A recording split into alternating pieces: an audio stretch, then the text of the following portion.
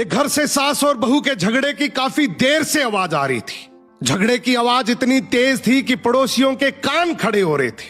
पड़ोसी मजे ले रहे थे। झगड़ा खत्म होते ही बहू किसी काम से बाहर आई तो पड़ोस की एक बूढ़ी औरत आई और बोली, बेटा तेरी सास तो कुतिया का मेल है, अगर ऐसे ही चलता रहा तो तेरा तो जीना हराम हो जाएगा।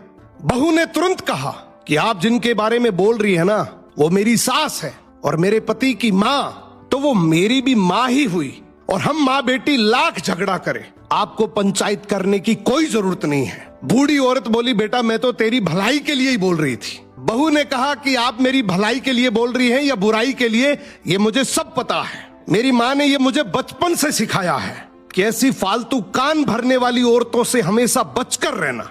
ये कान भर भर के हंसता खेलता परिवार तुड़वा देती हैं।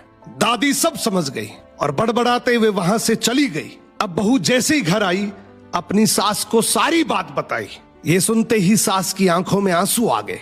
सास ने बहू को गले लगा लिया और रोते हुए बोली कि बेटा मुझे आज विश्वास हो गया कि तू मेरे घर की बहू नहीं बल्कि मेरे घर की लक्ष्मी है, और आज मुझे ये भरोसा हो गया कि तुम मेरे और मेरे बेटे को आराम से संभाल लेगी।